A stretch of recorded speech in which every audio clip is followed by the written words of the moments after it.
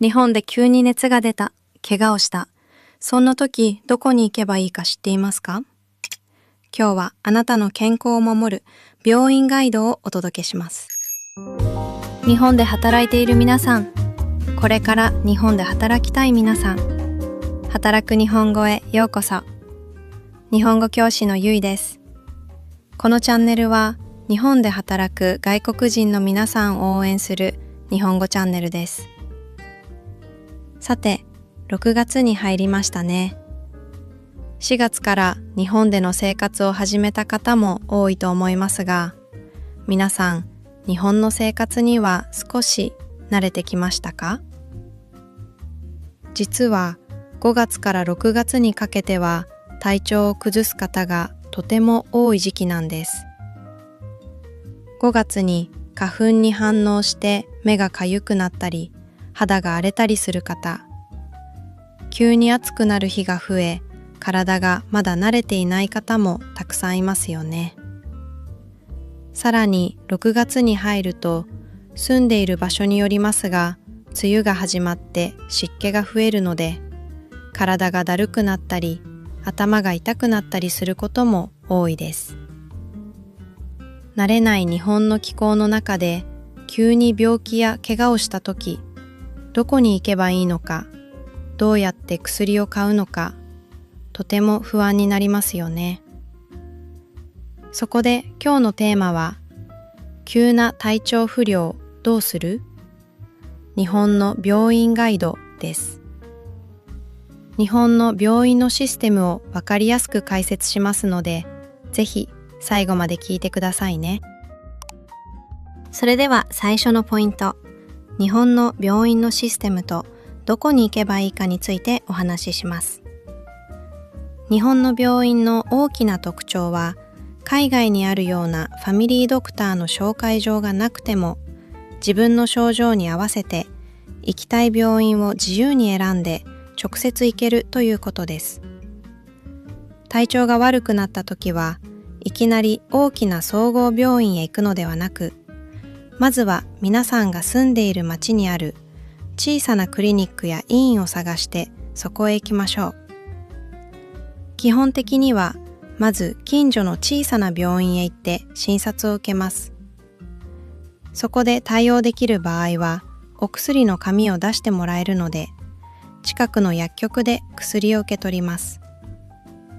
もしもっと詳しい検査や入院が必要だとお医者さんが判断した場合は、その小さな病院が大きな総合病院への紹介状を書いてくれます。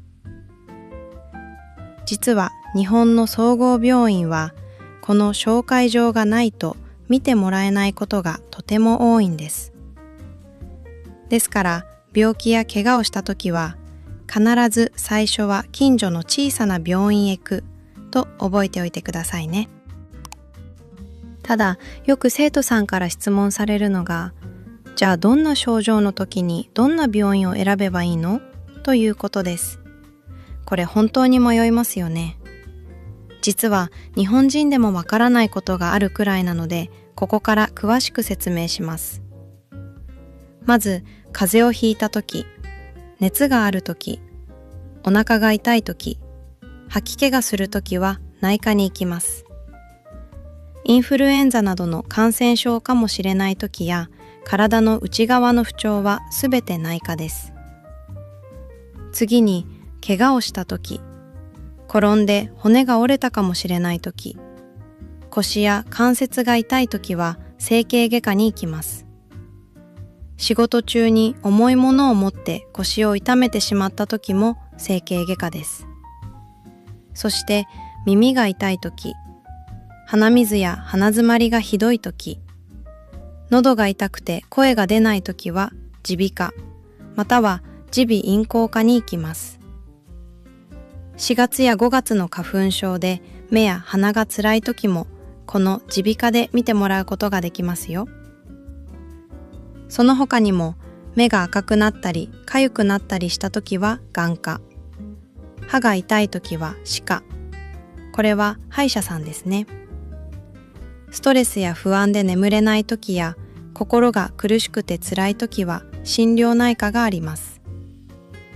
まずは自分のスマホで近くの内科や近くの整形外科と検索して、皆さんの家から歩いて行ける場所にある小さなクリニックを探してみましょう。それでは2つ目のポイント。病院に行くときに絶対に忘れてはいけない3点セットと受付での流れについてお話しします。日本で初めて病院に行くとき、何を持っていけばいいでしょうか。必要なものはこの3つです。1つ目は健康保険証です。これがないと医療費が全額自分で支払いになってしまってとても高くなります。保険の種類によりますが、保険証があれば自分で支払うお金は全体の3割ほどで済みます。ちなみに最近よく質問されるのが、マイナンバーカードは外国人にもあるの？ということです。答えはあります。3ヶ月以上日本に住む外国人の方にはマイナンバーが作られます。そして今、日本では健康保険証とマイナンバーカードを一つにする手続きが進んでいます。もし皆さんがマイナンバーカードを保険証として使えるように登録している場合は、保険証の代わりにマイナンバーカードを持って行っても大丈夫です。ただ、まだ対応していない小さなクリニックもあるので、今は両方持っていくと安心です。2つ目は在留カードです。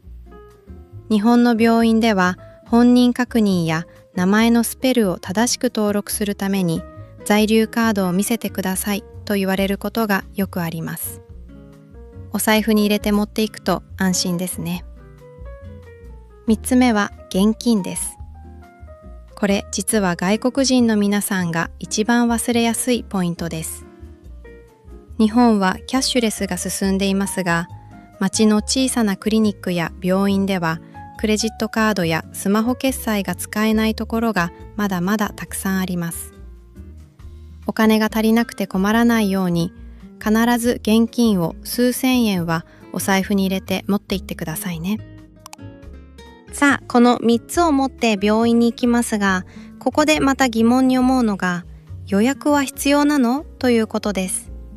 実は予約ができるかどうか、行って待たなければいけないかは病院によって全く違います。完全予約制で事前に電話やインターネットで予約をしないと見てもらえない病院もあれば、予約がなくて直接行っても待っていれば見てくれる病院もたくさんあります。行く前に病院のホームページを確認するか、電話で予約は必要ですか？と聞いてみるのが一番おすすめですよ。予約なしで直接行く場合は、受付のスタッフに、初めてです。熱があるので見てください。とか、初めてです。お腹が痛いです。のように、まずは初めて来たことと一番辛い症状を伝えましょう。その後、受付で保険証を出してくださいと言われ、一緒に問診票という紙を渡されます。これは名前や住所の他に、今日の症状、つまりいつからどこが痛いか、アレルギーはあるか、他に飲んでいる薬はあるか、妊娠しているかなどを記入する書類です。書き終わったら受付に渡して、名前が呼ばれるまで順番を待ちましょう。それでは3つ目のポイント。診察室で症状を伝える簡単な日本語とお薬のもらい方についてお話しします。問診票を書いて少し待つと名前が呼ばれて診察室に入ります。お医者さんの前に行くと、今日はどうしましたか？と聞かれますが、難しい日本語を使う必要は全くありません。まずは3つの基本の形を覚えましょう。1つ目は、がありますです。例えば、熱があります。寒気がありますのように使います。2つ目は、が痛いですです。不調を感じる場所を言ってから、痛いですをつけます。頭が痛いです。お腹が痛いです。喉が痛いです。ですね。3つ目は、が出ますです。体から外に出ていく症状に使います。例えば、咳が出ます。鼻水が出ます。などです。これに、昨日からや1週間前からのように、いつからその症状があるかをプラスして伝えると、状況がもっと正しく伝わりますよ。昨日から熱があります。おとといから喉が痛いです。1週間前から咳が出ます。どうですか？きっと説明しやすいと思います。さて、診察が終わったらまたロビーで少し待ち、受付でお会計をします。その時にお医者さんが書いた処方箋というお薬の紙をもらいます。実は日本の多くの病院では病院の中で直接お薬をもらうことはできません。病院のすぐ近くにある調剤薬局と書かれた別のお店にその紙を持って行って、そこでお薬を準備してもらい、お金を払って受け取るシステムになっています。処方箋には有効期限があって、もらった日を含めて4日以内に薬局に行かないと無効になってしまうので、必ずその日のうちに薬局へ行ってくださいね。もし夜遅くや日曜日など近くのクリニックが空いていないときに急に体調が悪くなったらどうすればいいでしょうか。その場合はドラッグストアに行って自分で市販薬、つまりお店で普通に買えるお薬を買うというチョイスもあります。お店の薬剤師さんやスタッフの方に熱があるので効く薬をくださいと相談するとおすすめの薬を教えてくれますよ。最後は本当に困った時の緊急時の対応です。ここまで小さなクリニックの生き方を説明してきましたが、もし夜中に倒れてしまったり、大きな怪我をして動けなかったり、意識がなかったりするような本当に大きな緊急事態の時はどうすればいいでしょうか。その時は迷わずに119番に電話をしてください。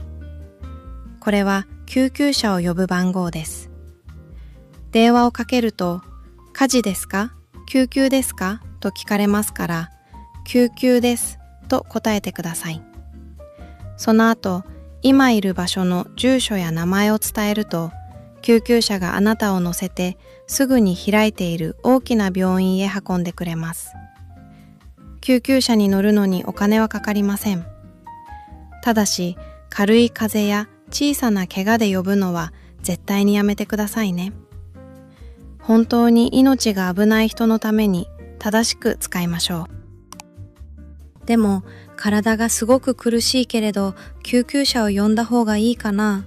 それとも自分で病院に行った方がいいのかな？と、自分では判断できなくて迷うこともありますよね。特に夜中に急に体調が悪くなったり、小さな子供が熱を出して苦しそうだったりするときは、どうしていいかわからなくて本当に不安になると思います。そんな時に専門家に相談できる電話番号があります。大人の場合は、#7119 に電話をしてみてください。これは救急安心センターといって、お医者さんや看護師さんが今すぐ救急車を呼ぶべきか、それとも様子を見ながら自分で病院へ行くべきかなどを24時間いつでも教えてくれる番号です。私も野球の試合で友達が転んでしまって呼吸がとても苦しそうだった時にこの番号に電話をかけました。とても親切に教えてもらって本当にほっとしました。そして小さなお子さんの体調で迷った時は#8000に電話をしてください。こちらは子どもの専門家が夜間や休日の急な病気にどう対応すればいいか、いろいろとアドバイスをくれます。